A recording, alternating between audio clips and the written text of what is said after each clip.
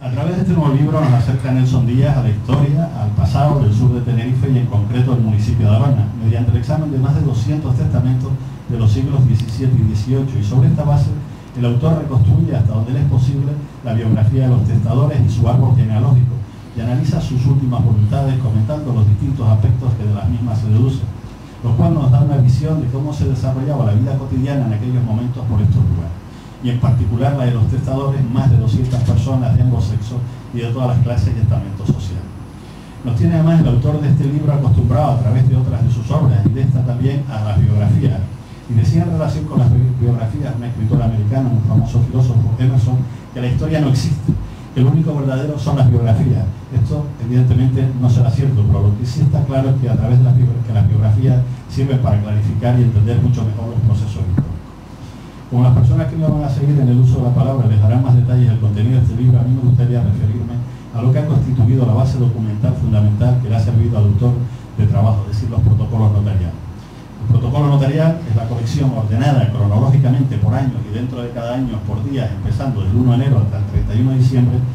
de cada año, de todos los instrumentos públicos que un notario autoriza. Dicho así, esto puede sonar algo frío, pero el resultado de todo esto es una amplísima serie de documentos que constituyen un punto de observación único desde el cual examinar la realidad social de una época.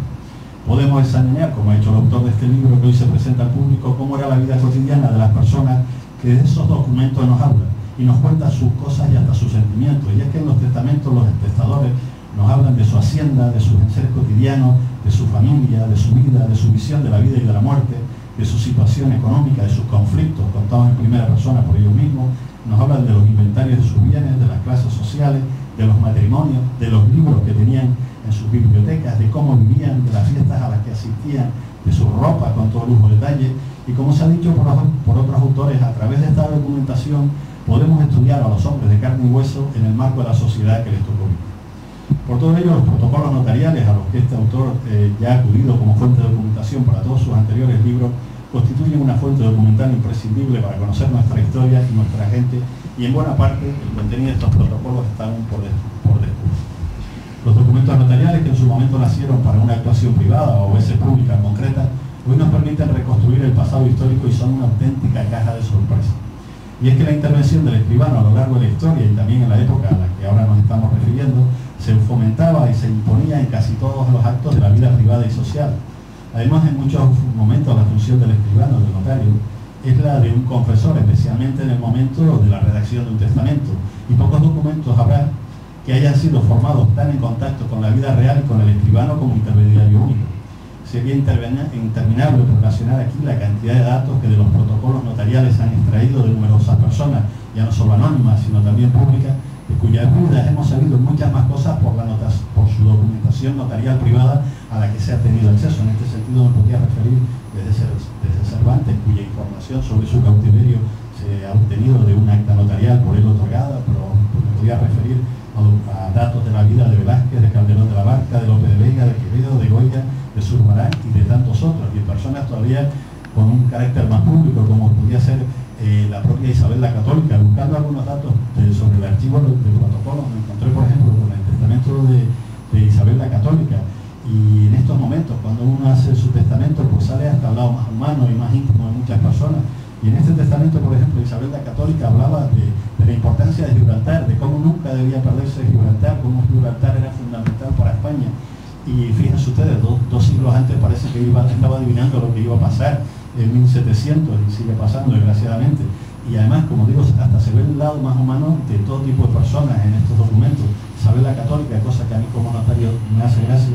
decía que le hubiera gustado tener 3 hijos, uno para que fuera el rey de las Españas, otro arzobispo de Toledo y el último el notario de Medina del Campo, que en aquella época debía ser una notaría buenísima. Entonces, las madres siempre son madres y preocupadas por la búsqueda de una buena colocación para sus hijos.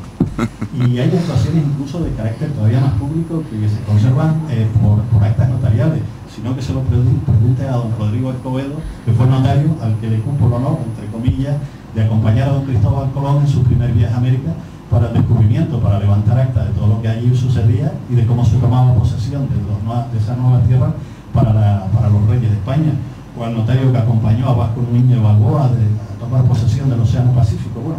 Con esto, en definitiva, de lo que quiero dejar constancia es la importancia de seguir con la búsqueda y con la investigación en los protocolos notariales, sobre todo en aquellas épocas en las que no existían registros documentales, registros escritos de todo tipo, como los que ahora puedo haber. Por ello, uno de los aspectos a destacar de los protocolos notariales, por lo tanto, la labor de los escribanos es la conservación de los documentos, lo que explica por qué estos han llegado a nuestros días. El notariado ha ido evolucionando a lo largo del tiempo de las remotas instituciones de las que procede, y por lo que a nuestro país se refiere,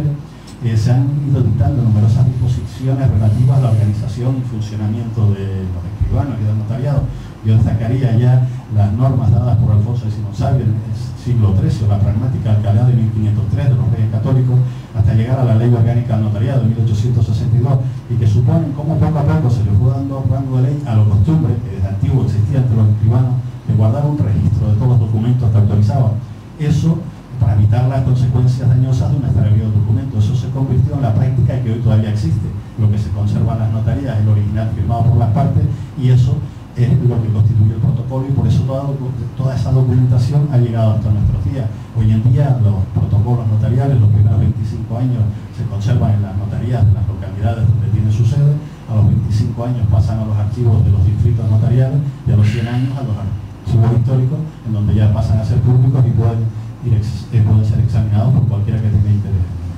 Voy terminando y quiero recomendarles a todos la lectura de este libro, de donde podemos sacar un mayor conocimiento del pasado del sur de Tenerife, y muchas personas de esta zona incluso pueden encontrar interesantes referencias a la historia de su familia.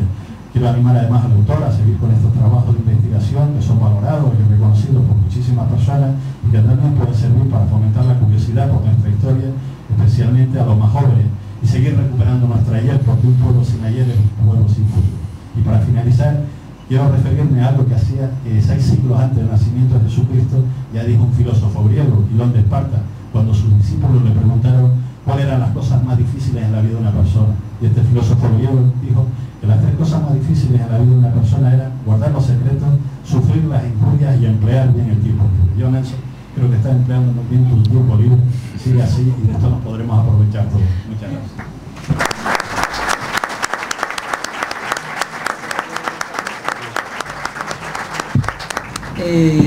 Estimados amigos, los que no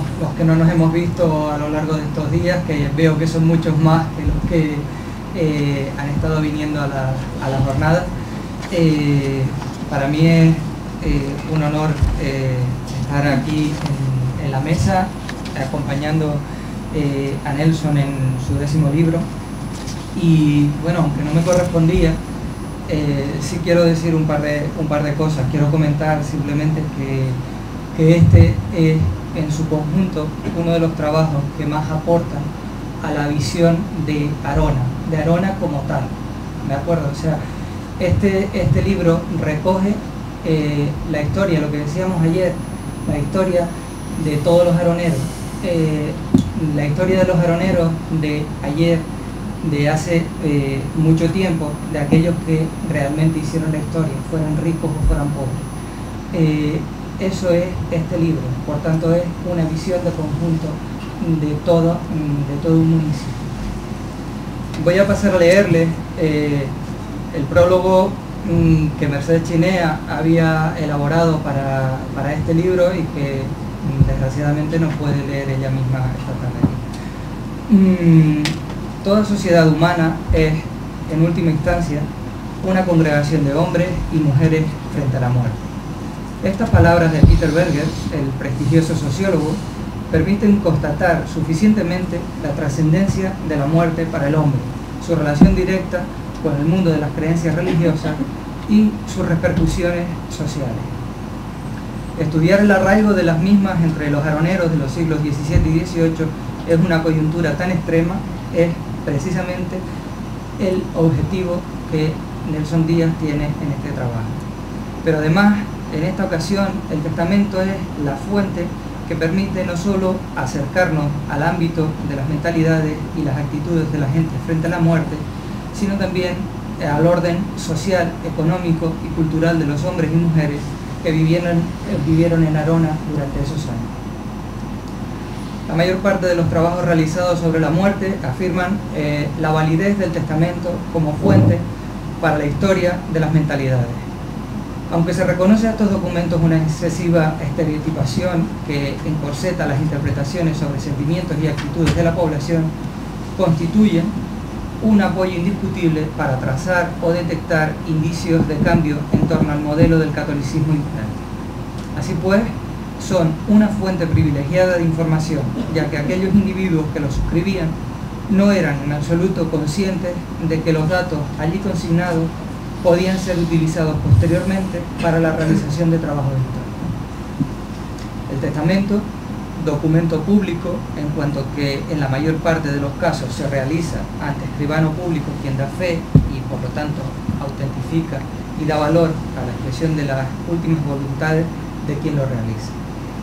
Por otro lado, el testamento es un documento privado, ya que el que habla en primera persona está expresando su parecer y su voluntad, su última voluntad.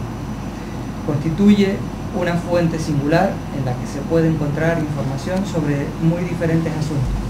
Datos sobre las relaciones de parentesco y los afectos, la religiosidad, las amistades, las enemistades,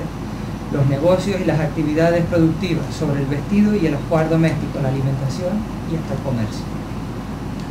El descubrimiento del testamento como importante fuente de la historia de las mentalidades supuso un hecho trascendental que mostraría el camino a gran parte de los estudiosos desde la mitad del siglo XX. El testamento, documento en parte ajeno a los grupos sociales más desfavorecidos, pero sí ampliamente extendido entre los no privilegiados, se demostraba una fuente de datos de gran riqueza, muy abundante y susceptible de explotación serial, haciendo posible el encuentro entre la historia de las mentalidades y la historia cuantitativa. Por ello, se ha convertido en un tipo documental muy estudiado y familiar para buena parte de los historiadores. Sin embargo, no lo es en la historiografía del sur de Tenerife, en la que Nelson Díaz Frías realiza con esta obra una aportación primordial que puede considerarse como uno de los pilares de la construcción de la historia de este territorio. Los testamentos de los aroneros en los siglos XVII y XVIII son documentos elaborados para dejar preparada la muerte, surgidos de la necesidad de dejar resueltos todos los asuntos de este mundo, tanto los del alma como los terrenales. Sin embargo, estos documentos, tan vinculados con la muerte, se nos presentan de la mano de Nelson Díaz Frías como una fuente que nos informa sobre la vida, sobre innumerables aspectos de la vida de los primeros aroneros que aquí, en estas tierras del sur, vivieron en los siglos XVII y XVIII, periodo en el que se va conformando lo que terminaría por constituirse en Arona. Primero, tras la segregación eclesiástica en 1796 y luego tras la segregación administrativa en 1798. La transcripción de los 216 testamentos que conforman este trabajo constituye por sí misma una tarea digna de ser alabada y considerada. Sin embargo, el valor añadido de la obra radica en la dedicación minuciosa que el autor realiza en cada uno de estos testamentos a través de la información de los testadores y del comentario del propio testamento. De esta forma, Díaz Frías acompaña al lector, cual Cicerone, entre los intrincados renglones de los documentos, de los testamentos, explicando, dando razones, de tal manera que puede considerarse realmente casi un viajero en el tiempo. Todo ello gracias a su profundísimo conocimiento de los parentescos familiares, de los árboles genealógicos de los primeros chasneros, que ha quedado constatado en una trayectoria investigadora en la historia del sur de Tenerife. A través de una intrincada, no menos clara, maraña de ramas, se perfilan los troncos comunes que nos acercan como descendientes de los primeros pobladores de estas tierras del sur en los siglos posteriores a la conquista y colonización de la isla de Tenerife. Desde mar a cumbre y de poniente a levante, desde la historia de la playa de los cristianos hasta la historia de Vilaflor, pasando por la Gadeje y el Valle del Aijadero, Nelson Díaz Frías ha recorrido todos estos, nuestros parajes, y en todas sus aportaciones siempre deja el rastro de los vínculos familiares que nos unen a los chasneros de hoy con aquellos que nos precedieron.